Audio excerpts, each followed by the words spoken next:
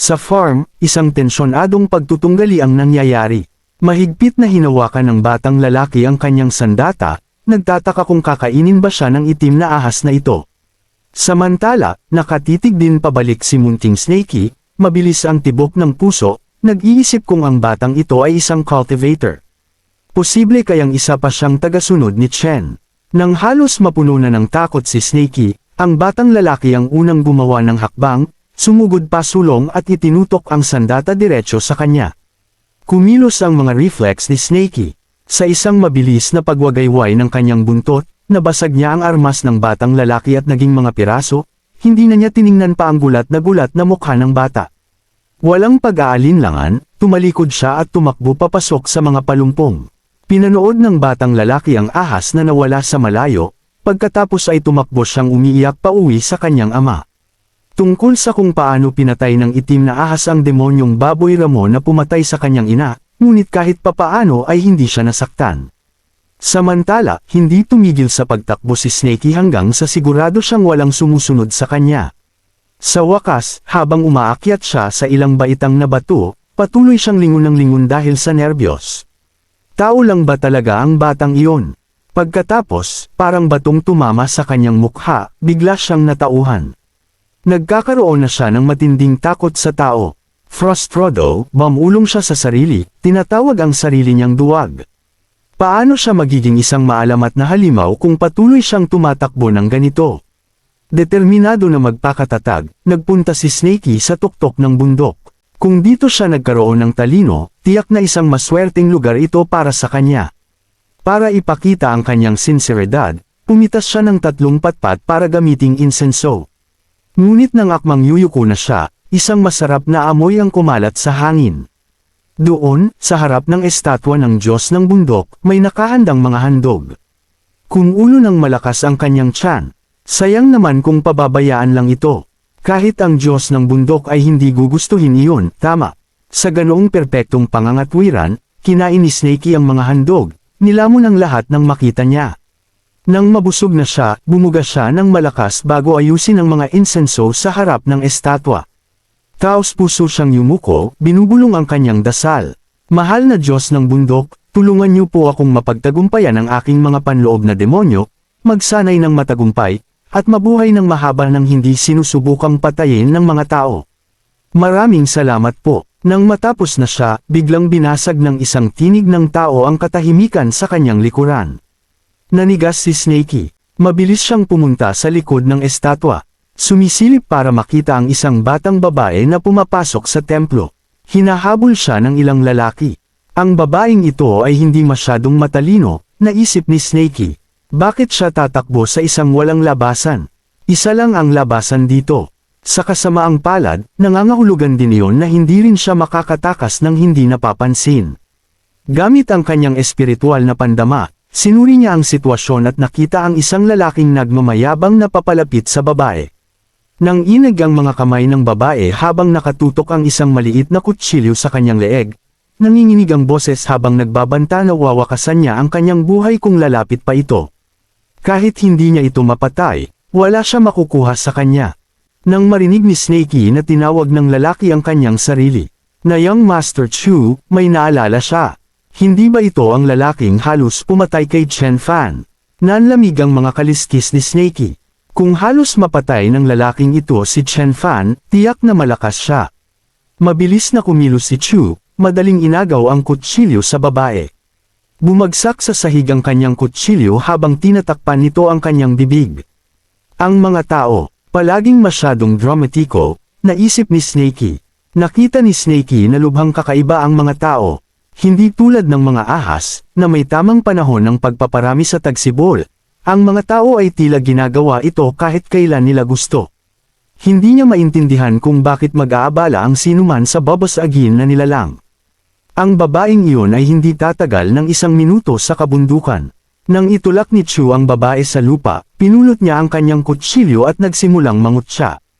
Ang mga mata ng babae ay nagliyab sa galit, inaakusahan si Chu na pinilit siyang putulin ang kanyang kasunduan, pinatay ang kanyang kasintahang si Chen Fan, at ngayon ay sinusubukang hiyain siya. Kung mamatay ako, kahit bilang multo ay hahabulin kita sa buong miserableng buhay mo, sigaw niya.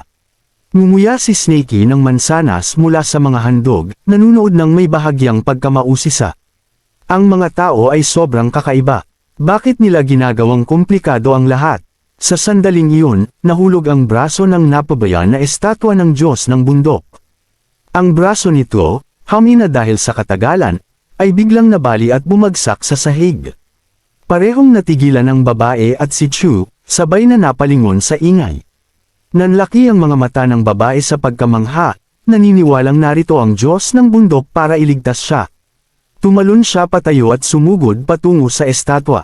Gayunpaman, hindi ganoon kadaling kumbansihin si Chu. Sino iyan? Lumabas ka na, utos niya. Nagsimulang magdasal ng desperado ang babae, ngunit nang sumulyap siya, halos tumigil ang kanyang puso.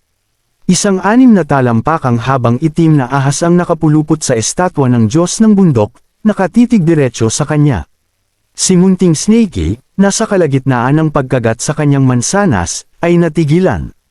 Nahulog mula sa kanyang bibig ang halos ubos ng prutas, tumalbog sa lupa. Sa sandaling iyon, alam niyang nagkamali siya. Sumigaw ang babae at umikot para tumakas. Sa kanyang pagpapanik, tumakbo siya diretso sa kutsilyo, na walang malay na itinaas ni Chu nang marinig ang kanyang sigaw. Tumusok ang talam sa kanya at bumagsak siya sa lupa. Namilipit ang mukha ni Chu sa gulat. Hindi, ano ang ginawa ko? Sigaw niya, nakatitig sa kanyang walang buhay na katawan. Nang marinig ang kaguluhan, ang mga tauhan ni Chu ay sumugod sa templo, nagtatanong kung ano ang nangyari. Si Chu, na sinusubukang muling magpakatatag, ay sinabi sa kanila na mayroong isang bagay dito at inutusan silang hanapin ito. Tumindi ang panik ni Snakey nang idagdag ni Chu kung paano siya isang panlabas na disipulo ng sekta ng mga ngaso ng ahas at walang demonyong hayop ang makakatakas sa kanyang mga kamay. Itinuro ni Chu ang estatwa ng Diyos ng bundok at inutusan silang tingnan sa likod nito. Sinimulan ng mga tauhan na hanapin si Snakey. Tinatapik ang estatwa at ang mga nakapaligid na lugar upang hanapin siya. Papatayin nila ako, isip niya. Hindi ako maaaring umupo lang dito at maghintay mamatay. Nagpasya si Snakey na unang sumalakay. Sumulpot siya mula sa kanyang pinagtatagwan, pinatumba ang pinakamalapit na tauhan sa kanyang likuran na may nakakatakot na sigaw. Ngumisi si Chu nang makita iyon, sinasabing, isa lang itong 6 na talampakang ahas na demonyo. Humalaklak siya, sinasabi sa dalawa na bigyan siya ng ilang sandali upang tipunin ang kanyang lakas, at wawakasan niya ang nilalang na ito sa isang atake. Sinundan pa niya ito ng pagsasabing ang bangkay ni Snakey ay magiging perpektong handog sa sekta ng mga ngaso ng ahas. Tumayo muli ang tauhan, pagkatapos ay dumampot ng mga kahoy na patpat at sumugod kay Snakey. Mabilis na sinuri ni Snakey ang sitwasyon. Ang lalaking iyon na si Chu ang tiyak na pinakamalakas. Kung hindi niya agad mapapatamba ang dalawang ito, wala siyang pagkakataon. Sa isang tiyak na paghampas ng kanyang buntot, buong lakas na hinati ni Snakey ang mga tauhan. Ginagawang pira-piraso ang kanilang mga katawan sa isang iglap. Natigilan si Snakey, nanlalaki ang mga mata sa nakapangangilabot na tanawin. Teka, iyon na ba iyon? Ganito sila kaina. Nabali ang konsentrasyon ni Chu nang makita ang labi ng kanyang mga tauhan. At ang enerhiyang kanyang tinitipon ay naglaho. Nanginginig ng husto, umatras siya. Bumubulong sa kawalan ng paniniwala. Anong uri ng nilalang ito? Walang pag-aalinlangan, tumalikod si Chu at tumakbo patungo sa pintuan ng templo, sumisigaw habang tumatakbo na hindi hahayaan ng sekta ng mga ngaso ng ahas na mabuhay si Snakey, at gagawin siyang elixir ng kanyang Panginoon. Hindi maaaring hayaan ni Snakey na makatakas si Chu. Kung dadalhin niya ang kanyang Panginoon dito, tiyak na patay na siya. Tinipon ang lahat ng kanyang bilis, hinabol ni Snakey ang tumatakas na tao at nagbigay ng isang brutal na atake sa bungo ni Chu. Sa isang malalim na buntong hininga ng ginhawa, kinaladkad niya ang bangkay pabalik sa templo ng Diyos ng bundok. Muntik na iyon, naisip niya, kung nagawa niyang tipunin ang kanyang lakas. Wala na siyang pagkakataon, ngunit pagkatapos ay kinakabahang sumulyap siya sa estatwa ng Diyos ng bundok. Isip ni Snakey, nangyari kaya ito dahil kinain niya ang mga handog sa Diyos ng bundok. Kung galit ang Diyos ng bundok, tiyak na mapapahamak siya. Nag-iisip ng mabilis, tinambak ni Snakey ang 3 bangkay sa ibabaw ng altar ng handog. Dumampot ng 3 pang sanga para gamiting insenso, at yumuko ng malalim. Makapangyarihang Diyos ng bundok, huwag po kayong magalit. Nagdala po ako ng 3 tao bilang handog para pagbayaran ang aking kinain. Pagkatapos ng ilang sandali ng pagdarasal, isang ideya ang pumasok sa kanyang isipan. Siguro ito ang paraan ng Diyos ng bundok para subukan siya, isang pagsubok para turuan siyang tumigil sa palaging pagtatago. Sa kanyang isipan, halos naririnig niya ang Diyos ng bundok na nagpapatibay sa kanya. Nakatakda kang maging pinakamalakas na ahas sa kaharian ng mga demonyong hayop.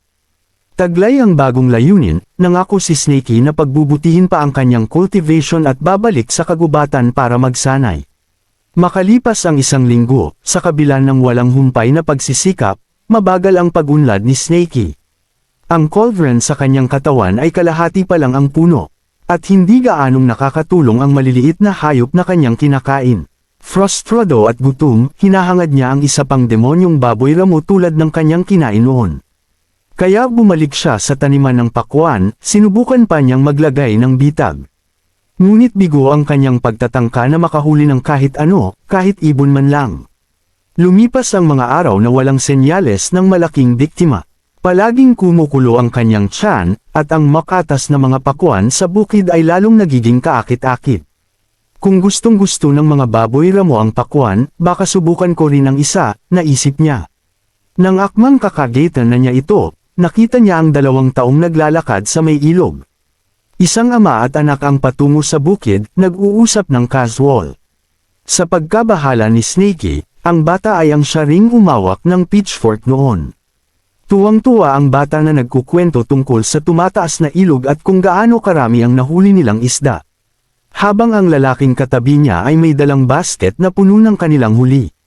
Nang makabalik na ang mag-ama sa kanilang bahay sa gilid ng bukid, biglang huminto ang bata at sumulyap sa taniman ng pakwan.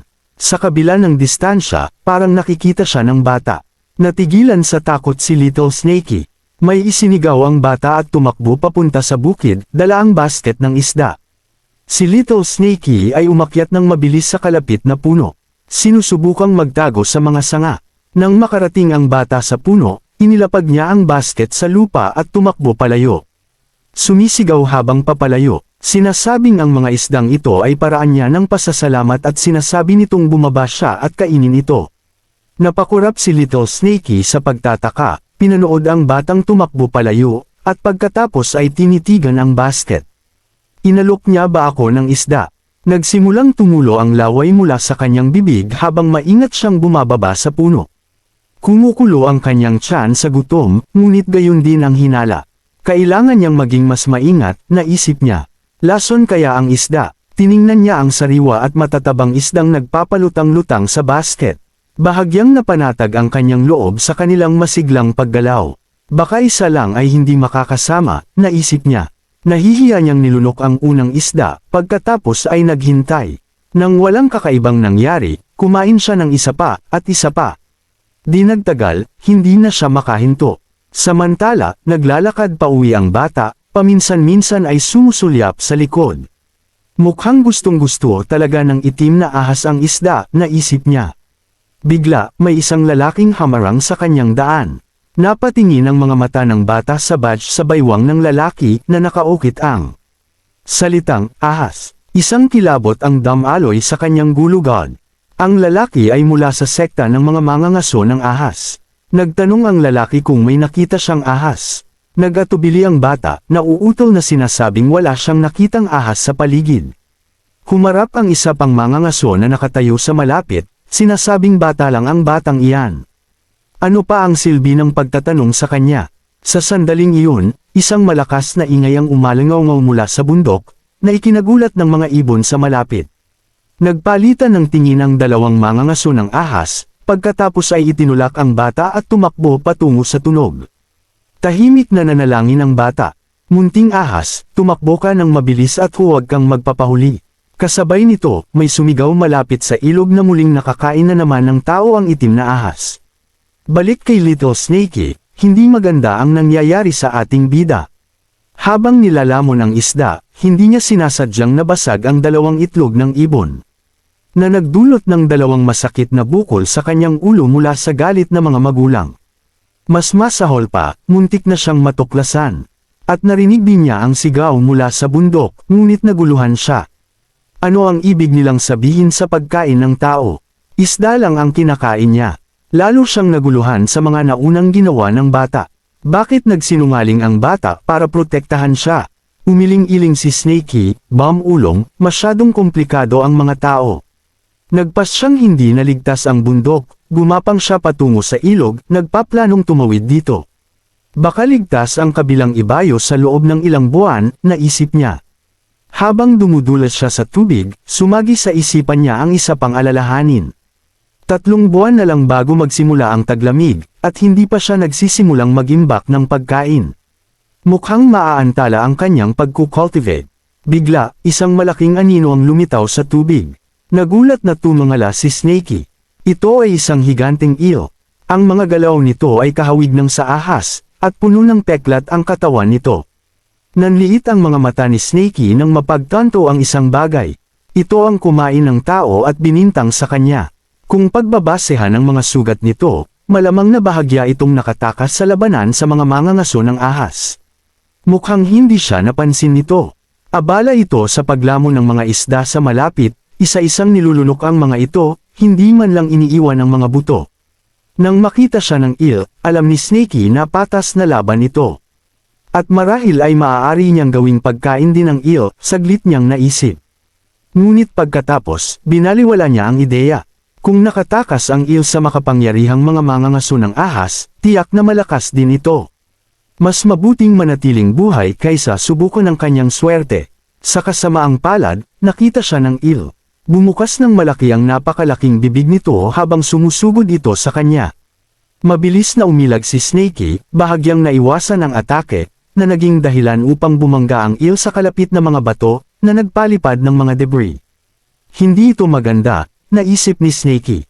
Nauubusan na siya ng hininga, at hindi sumusuko ang eel. Napagtantong wala na siyang ibang pagpipilian, nagpasya siyang isugal ang lahat sa isang desperadong atake. Mabilis siyang sumugod, ibinangga ang kanyang ulo sa tiyan ng eel habang mahigpit na kumakagat. Ngunit pagkakagat niya sa laman, kumulo ang kanyang tiyan at idinure niya ito. Ang laman ay may masama at maasim na lasa. At nakakapaso ito. Sa kanyang pagkabigla, nagsimulang kumulo at magliyab ang tubig sa kanyang paligid. Ito ba ay isang ilusyon? Naalala ni Snakey ang isang bagay mula sa teknik ng cultivation ni Chen Fan. Sa anumang ilusyon, ang unang hakbang ay kontrolin ang iyong paghinga at pakalmihin ang iyong isipan. Ipinikit ang kanyang mga mata, sinimulan ni Snakey ang pagpapalaganap ng kanyang teknik ng cultivation. Isang gininto ang dragon ang lumitaw at winasak ang nagliliyab na ilusyon. Ngunit panandalian lamang ang kanyang tagumpay. Muling sumugod sa kanya ang malalaking panga ng eel. Dahil walang oras para umiwas, likas na bumilog si Snakey at hamampas gamit ang kanyang buntot. Tumama ang kanyang gininto ang dulo ng buntot ng may hindi kapani-paniwalang lakas, na hiniwalang malinis ang katawan ng eel. Hindi makapaniwalang tinitigan ni Snakey ang putol na eel. Tumingin sa kanyang buntot, namangha siya sa kanyang lakas. Kung 2 gininto ang kaliskis pa lang ay ganito nakalakas, isipin mo kung buong katawan ko ang natatakpan nito. Ngunit mabilis niyang isinantabi ang kanyang excitement. Karamihan sa laban na ito ay swerte lang. Sugatan na ang eel at halos ibinagsak ang sarili nito sa kanyang buntot. Para makasigurado, tinadtad ni Snakey ang eel sa maliliit na piraso at itinali ang mga ito gamit ang mga baging. Hinihila ang mabigat na kargamento patungo sa pampang ng ilog, sinuri niya ang kanyang huli. Ang karne at ang demon core ay makakain niya sa loob ng ilang buwan. Baka makatulong pa nga sa kanya na umakyat sa susunod na antas ng cultivation. Habang nililinis niya ang kanyang huli, nahulog mula sa tiyan ng eel ang isang kahoy na badge. Nakaukit dito ang salitang, ahas. Isang kilabot ang damaloy sa gulugod ni Snakey. Kinain ng eel na ito ang isang mangangaso ng ahas. Sa isang sandali, nakaramdam si Snakey ng bahagyang paggalang sa kanyang natalong kalaban. Bahagyang yumuko sa mga labi nito, ulong siya.